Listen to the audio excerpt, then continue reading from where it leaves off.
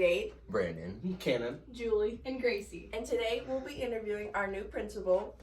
Mr. McChristian. So we have a couple of questions to ask you about how your new job is going along here. So I'll start. What inspired you to become a teacher / principal? Becoming a teacher a long time ago, I originally got into it because I wanted to be able to continue coaching. I had a chance to coach at the college level, but I decided just to stay closer to home. So I thought if I taught, that I could still continue in coaching, but I never wanted to be a coach who taught. I wanted to be a teacher who coached. And one of the things I found from teaching is I love seeing kids come in as freshmen and watching you guys grow mentally, emotionally, physically through your 4 years, where almost you'd see a transformation in who that person was from their freshman year to their senior year. So then after about 15 years of teaching, I went down to Dupo as an assistant principal, and that was a neat experience because I got to deal with students from their 7th grade year all the way to their senior year. So that was even neater to watch you guys come in. I say you guys as students in general, and watch you come in as those little 7th graders who maybe were immature or didn't know what they wanted to do, and to see where they would end up 6 years later. Okay, and then next is how do you plan on being involved with getting to know like new students and everything? For me, it's being out in the hall, greeting students. And I know it seems to be a little strange for some people because somebody comes by, I try to make eye contact, say good morning, even though I don't know everybody's name. So it's an arduous process. You got 16 to 1,800 people that you're trying to learn their names of.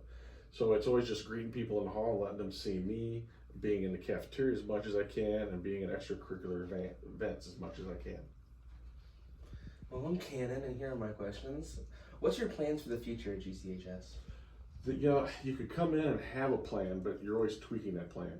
So my plan would be to make this a building to where everyone feels safe and comfortable to come to school, that they have the ability to express their opinions. Just yesterday I met with student council during 5-1, and one of the things I tasked them with was how do we create an atmosphere where people can have varying opinions, but not get angry at each other because of those opinions. And part of that is trying to enforce someone's beliefs upon them. So we're trying to figure out a way of how to make this an all-inclusive building where people feel comfortable having conversations and, more importantly, learning about each other. So that is my short-term goal. Long-term, we want to continue good education for everybody and make sure that everyone is getting that quality education that they deserve. Okay, and my second question is, say that when you were doing college and you never became a teacher, do you think you'd be still doing coaching today, or was there something else that you had planned just in case?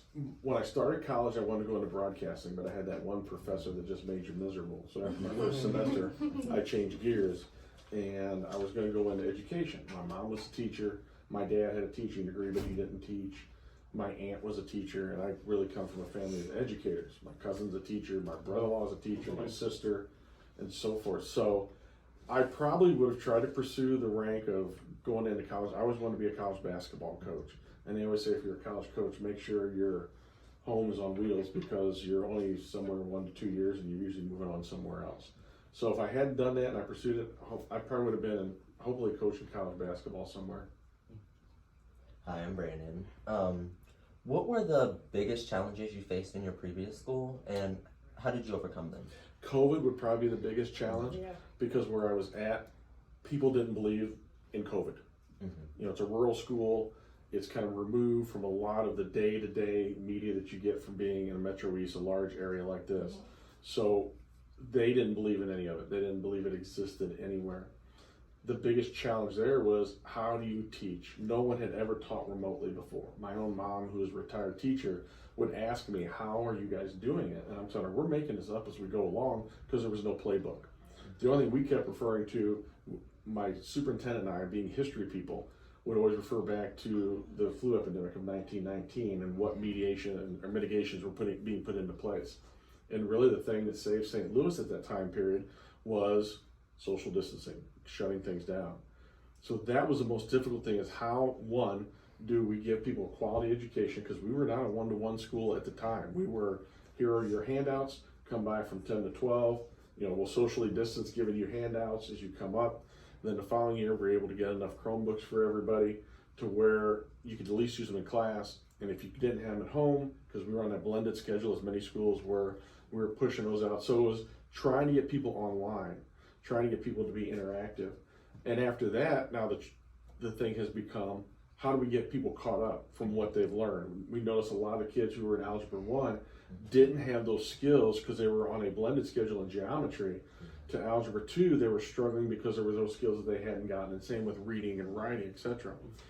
But the other thing that people didn't realize was socially. How do you act in a cafeteria? You know, how do you behave around people in lines or sitting with each other and eating? So there was really kind of an emotional part of it that we had to get folks caught up on as well. So it was a trying time. That was probably the biggest thing I dealt with. And also, what do you think are the most important qualities for success and for GCHS? The most important qualities for them or of them? For them. For them, you cannot be afraid to fail. No one likes to fail. I mean, you guys have come, and my son, who's older than you all, come from a generation, I call it the YMCA generation, where everybody gets a participation trophy. What we haven't done a very good job of as a society is teaching you guys how to be resilient from failure. It's okay to fail, but now let's figure out a way to succeed. We know this doesn't work, that's okay, there's no embarrassment in it. The embarrassment comes when you give up and you stop trying. You don't want to ever do that. You want to continue to look for that next step of, okay, I need to just regather myself and let's figure out how I can make this better. And there's nothing wrong with that. Those setbacks happen all the time. Alright, I'm Julie, and my question is, in your opinion, what are the qualities of a good high school principal? I think it varies from school to school to school. So I'm just going to give you my opinion of that. Having gone to DuPo, and I was originally from Collinsville, and then having to go to DuQuoin, where I've never lived in my life, to here, which I'm very familiar with Grant City, having been someone from Collinsville. I think good qualities are a couple. One, you can't have an ego, because you've got to surround yourself with good people, because you don't always have all the good answers, but you know when you hear a good answer. So you got to put your ego in the drawer, okay? The other thing is you've got to be open and willing to communicate with people.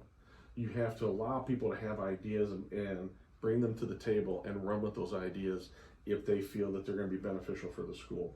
Because it takes an entire staff, and that's from your custodians to your cafeteria workers, to your secretaries, to your assistant principals, to your teachers, to your students, to make a school successful. So I think you have to be open-minded. You have to be willing to let others, on numerous occasions, and I'm a full believer of this, be in the spotlight. I don't like being in the spotlight. I like supporting those people to be in the spotlight. Now, in the end, that doesn't mean I don't want to do anything and just hide in my office, because at the end of the day, I have to make the final decision, and you have to vet those decisions, because you want to make sure you look at all options possible that you're aware of. Sometimes there's always something you don't think of, and you make that decision and know you made it, having taken in as much information as you can. My last question for it is, what do you think about starting back up late start Mondays? Oh, I don't know, because I was never in late start Mondays before. The problem there would be, because of the size of our district, would be busing. I don't know how that would affect the junior high, the 5-6 building, the grade schools. So that could be a problem with busing.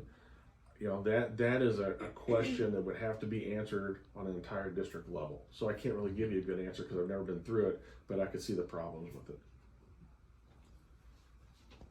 Hi, I'm Gracie, and my first question is, what event are you most excited for here at GCHS? Well, we have a lot of events. So being new, I'm kind of looking forward to see what, you know, the Powder Puff night, and you know, we've had Powder Puff previously where I've worked. I know schools that have had to gotten rid of Powder Puff because they got a little, you know, tenuous out there. So really, I'd have to say open mind. I'm looking forward to everything, because especially in the spring when we have so many different events, I'm just curious to see what they all look like. So I can't give you just one, because then I'd be playing favorites and I don't know what they're all like. So give me a year, come back a year, and then maybe I'll have an answer for you. Okay. And my last question is, what are your thoughts on extending a student parking lot? I would love to be able to extend a student parking lot. I've had some conversations. I don't know if we have the money available right now. I would love to take that front parking lot that we have, where the seniors park. I would love to extend it all the way over to at least the high school. I don't know how many more parking slots that would add, but I would love to see that. I wouldn't mind bringing it all the way around towards the front of the building a little bit, but that's a lot of money. And as you guys have seen, we've been spending a lot of money right now with our new HVA systems, And it goes beyond that because a lot of our grade schools are getting new roofs, they're getting new parking lots themselves. So hopefully, maybe that's something we can address in the next few years. But I don't know. It just depends on finances. Well, thank you so much for letting us interview you today. I really Taking enjoyed time. it. Yeah. Yeah. So, thank you. Thank you. You guys are very welcome. And if there's ever anything you guys want to discuss and you see me out in the cafeteria, you see me in the hall, do not hesitate to pull me off the side and talk.